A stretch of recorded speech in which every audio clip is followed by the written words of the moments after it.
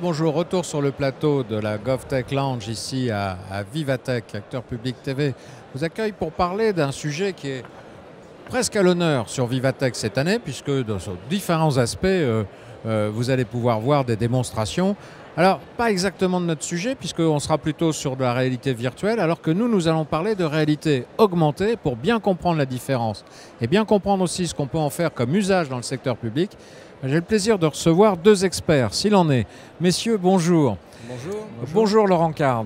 Monsieur Card, vous êtes ingénieur divisionnaire au ministère des Armées, hein, et vous allez nous expliquer comment le SMIT, qui est la direction, la CIMT, la direction à laquelle vous appartenez, utilise la réalité augmentée dans des opérations de maintenance. Et puis il fallait que l'auteur de cette technologie soit aussi présente sur le plateau. J'accueille Jean-Frédéric Pépé. Bonjour Monsieur Pépé, vous êtes directeur conseil de la practice défense chez CGI. Oui. Voilà. J'ai commencé l'émission en disant il existe une différence entre réalité virtuelle et augmentée. Alors on doit à nos participants de leur expliquer quelle est cette différence. Alors la réalité augmentée, c'est de juxtaposer à des images réelles des objets reconstitués virtuellement. Alors que la réalité virtuelle, vous avez tout un décor, tout est virtualisé.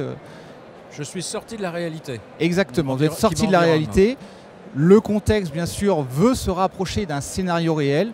Et c'est une des raisons pour laquelle cette réalité virtuelle est plus associée à des actions de formation que d'opérations réelles.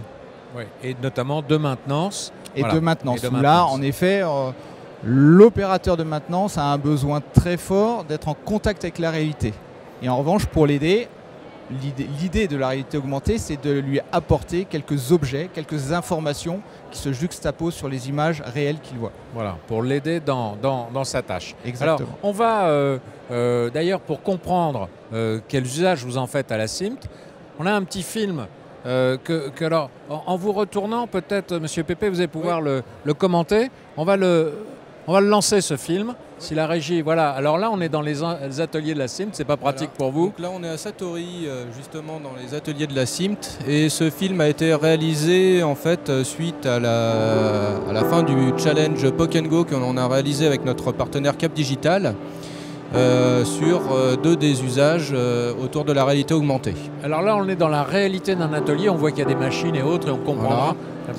Donc vous avez, on retrouve Monsieur Carr, qui est à côté de la borne dédale qui permet d'avoir accès en fait, à l'information du véhicule qui va être traité par le maintenancier. Là, c'est Monsieur Malingre qui était le responsable de Théoris. Là, on rentre dans la fiche du véhicule, voilà, j'imagine. Exactement. Et on active en fait la réalité augmentée. Et donc, on va voir, voilà, maintenant, Monsieur Malingre met son casque de réalité augmentée. On voit le retour d'ailleurs sur l'écran qui est derrière. Et avec, il va naviguer dans un environnement à l'aide de gestuels. Donc c'est pour ça qu'il fait des mouvements assez étranges. Il faut voir l'écran pour comprendre ce qu'il fait. Hein. Et là, on voit le retour de ce qu'il voit. Donc, et alors, il saisit des outils ou des pièces alors, en fait, ça lui permet d'avoir accès à la documentation relative au véhicule. Ça, il ouvre des documents. Voilà. Là, il s'agit d'un opérateur de maintenance. Donc il est accompagné aussi d'une montre, puisque en fait dans un atelier, la gestuelle n'est pas forcément aisée lorsque l'on intervient sur un véhicule. Donc pour être plus précis sur la navigation dans l'application, on a adjoint en fait une montre connectée qui permet la navigation au sein de l'application. Donc là on voit en surimpression en fait justement la pièce virtuelle sur lequel en fait le maintenancier va devoir intervenir.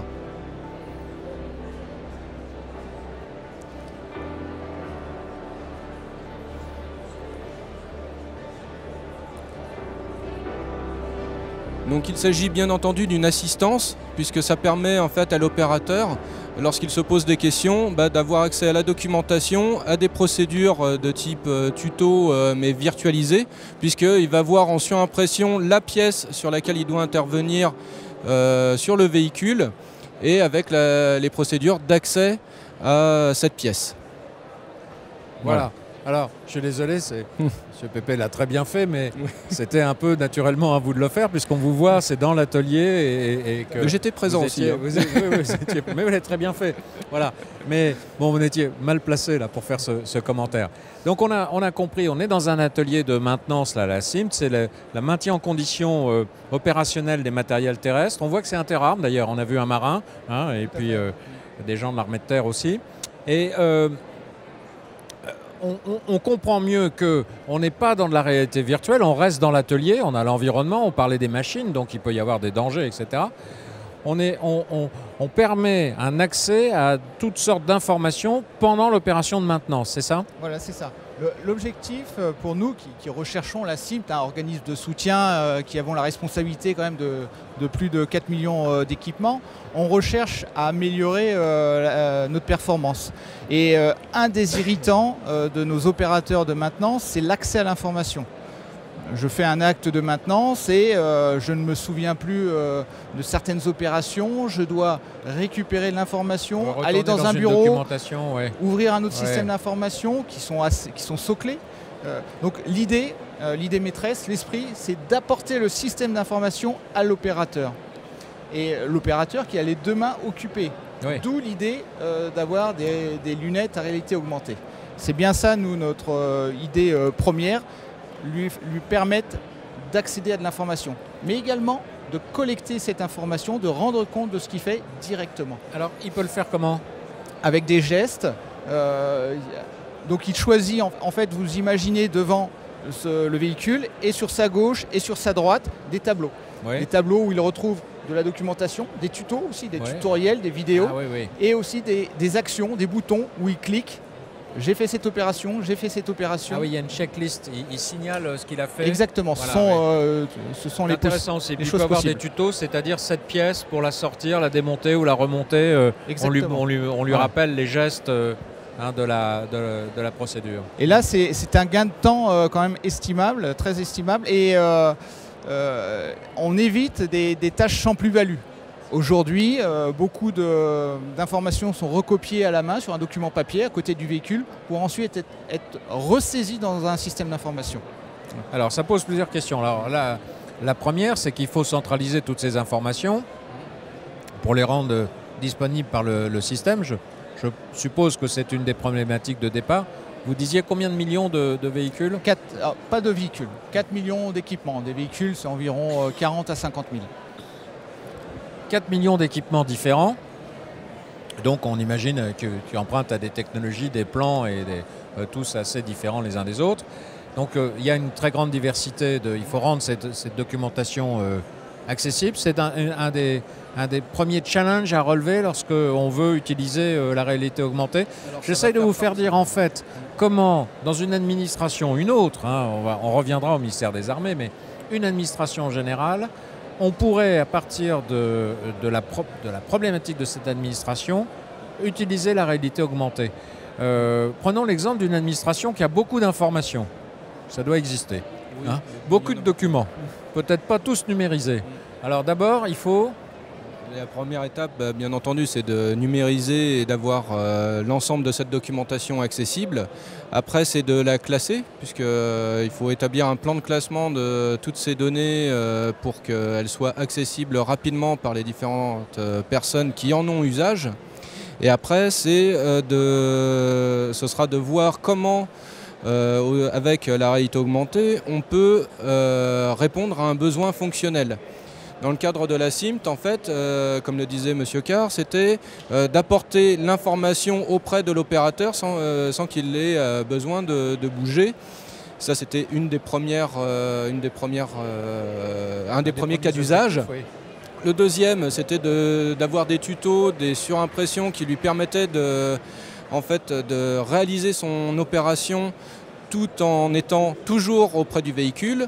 Et le dernier usage, c'était la téléassistance, donc, où en fait il peut justement faire appel à un ami pour l'aider dans sa tâche, où en fait un opérateur central expert, peut lui montrer sur sa lunette en fait les zones à vérifier ou ce qu'il a à faire. Les lunettes sont connectées à un serveur et je suppose que le serveur lui pousse les informations à la demande d'un tiers. Hein, voilà, c'est ça exactement. L'idée en effet c'est d'avoir aussi un maintenancier connecté, avec malgré tout une certaine résilience pour pouvoir fonctionner en mode déconnecté. Mais le mode connecté en effet nous permet d'activer la téléassistance permettant d'accéder à une autre information, celle de l'expert. Parce que quand on visualise sur la borne de contrôle, hein, on voyait le retour écran, on visualise l'image de ce que l'opérateur voit. Tout à fait. Oui. J'imagine qu'un tiers délocalisé, par exemple en OPEX, est capable de voir la même image. Tout à fait. Et d'y insérer, lui, ses commentaires ou ses suggestions. Et lui de pousser, écrire aussi, lui dessiner, par exemple, là sur cette zone-là, est-ce que tu peux faire un zoom ou regarder cette zone-là parce qu'il me semble qu'il y a quelque chose de bizarre. Et donc l'opérateur qui est aussi connecté via le son et la parole peut interagir directement avec l'expert qui est décentralisé. C'est pour ça que j'ai vu un commentaire qui passait en bas d'écran. Là, on disait transformer des novices en vétérans. Voilà, c'est un peu, c'est un peu exagéré, mais l'idée, c'est en effet pour un jeune réparateur qui n'a pas l'expérience d'un ancien, se faire aider en plus par cet outil lorsqu'il se retrouve seul ou en situation. Alors je reviens parce que là, vous la CIMT, vous m'avez dit que vous étiez basé à Versailles, donc là, on est sur un théâtre d'opération calme, organisé, on fait de la maintenance dans l'ordre, mais quand on est en opération à l'extérieur, est-ce qu'on peut utiliser ce système et est-ce que ça vous est déjà arrivé de l'utiliser pour dépanner du matériel qui... Alors, sur cette solution, on en est au stade du POC. Le POC a été réalisé, il a montré la faisabilité, que c'était pertinent, que techniquement c'était faisable. En revanche, il a aussi montré des inconvénients. Donc là, pour l'instant, on n'en est pas au stade de l'exploitation. Et notamment, l'inconvénient, il y en a un que vous avez cité tout à l'heure, c'est celui du référentiel documentaire. Comment mettre toute la documentation de nos matériels dans ces lunettes? C'est pas si simple que ça, il y a un travail assez important. Mais la seconde difficulté, quand même, elle est sur l'utilisateur. On lui rajoute un matériel qui va interférer déjà quelque peu avec sa vision et qu'il devra supporter sur sa tête. Un réparateur, parfois, a des postures un peu extrêmes. Il travaille dans des endroits étroits. Et là, ça va devenir une contrainte et non plus une aide. Donc c'est pour ça que le POC, aujourd'hui, a montré la pertinence technique de la solution, mais il nous faut un retour utilisateur beaucoup plus conséquent. D'où l'idée pour nous de basculer sur une expérimentation qui n'est pas un déploiement, où là, il faudra un retour utilisateur, une adhésion de l'utilisateur, revoir un peu l'IHM, il faut que l'outil soit simple d'usage et s'attacher aussi, s'interroger sur les performances de l'outil. Vous parliez tout à l'heure de l'OPEX, donc il y a des notions de transmission, il y a des notions d'autonomie, donc voilà. Notre prochaine étape, nous, c'est l'expérimentation et non pas le déploiement. Donc, Là, vous êtes en train d'améliorer et d'adapter. Vous êtes dans l'étude de l'UX exactement. De la solution. Et parce qu'effectivement, moi, j'ai eu l'occasion de passer des lunettes HoloLens. Là, on a vu. Effectivement, il faut s'habituer quand même, c'est pas un geste naturel pour arriver à combiner l'adresse d'un mouvement technique avec cet appareil-là. Et cette solution ne fonctionnera pas s'il n'y a pas l'adhésion de l'utilisateur.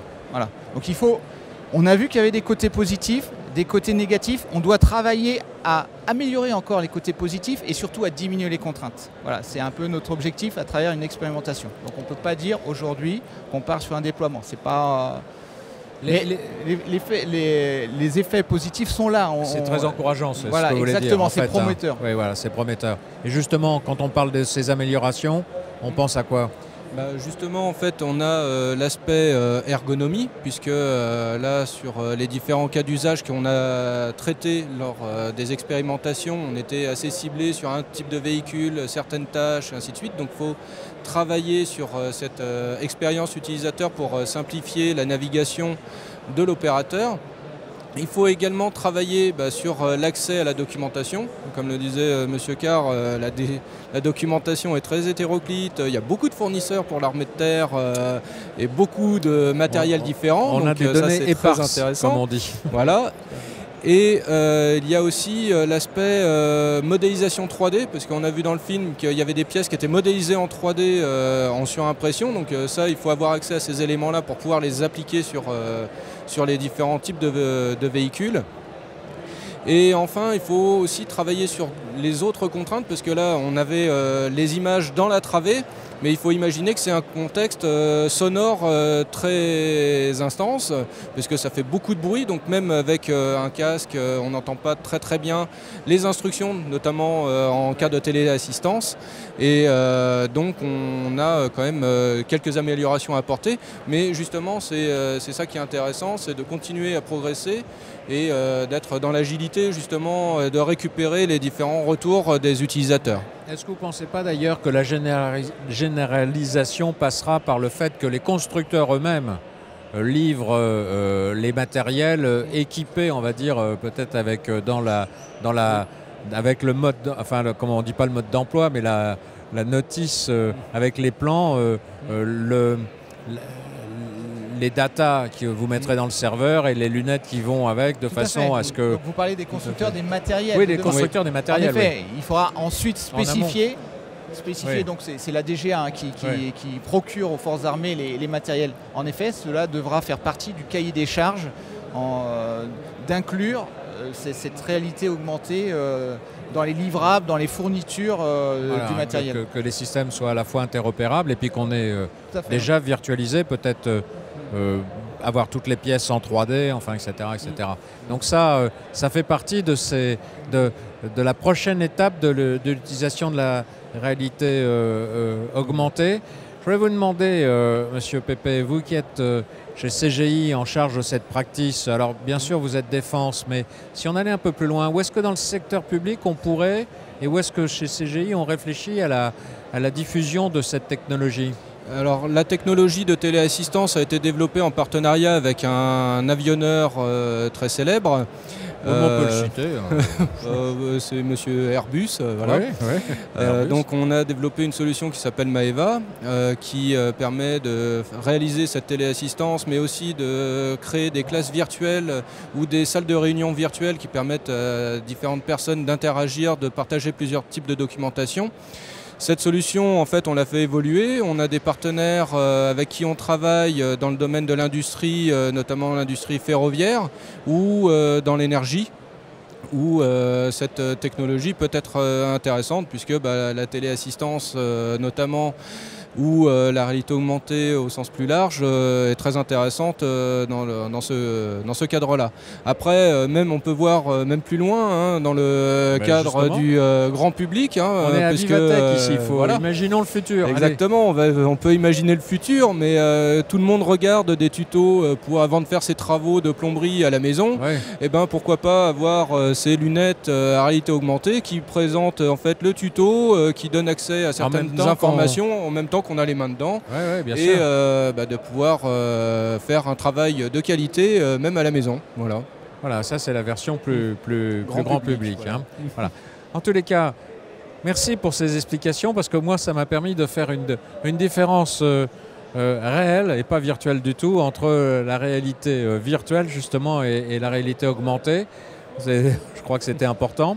Peut-être que ça aura été utile à d'autres. Bravo pour ce POC lancé par le ministère des Armées et la CIMT, à laquelle vous collaborez, Monsieur Card. Je rappelle, la CIMT fait de la maintenance de matériel terrestre, de façon à le maintenir en opération. On a souvent évoqué la non-disponibilité des matériels dans la défense, et je pense que là, il y a des gains d'efficience, pas de productivité, mais d'efficience à je ne veux pas trouver. faire de la publicité, mais sachez qu'en opération, la disponibilité, elle est au top. Nous, on adore les acteurs publics positifs qui viennent nous expliquer ce qu'ils ont réussi. Alors, allez-y.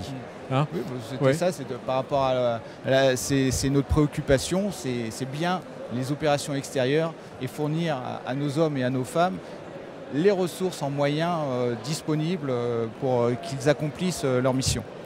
Ah, très bien. Alors, la réalité augmentée peut y concourir. Merci à tous les deux pour ces explications. Et puis alors, rendez-vous sur Acteurs Publics pour nous présenter, peut-être à Vivatech l'année prochaine, l'étape suivante de la réalité augmentée et de son usage dans le service public. Messieurs, merci beaucoup. Et à vous tous, merci pour votre attention.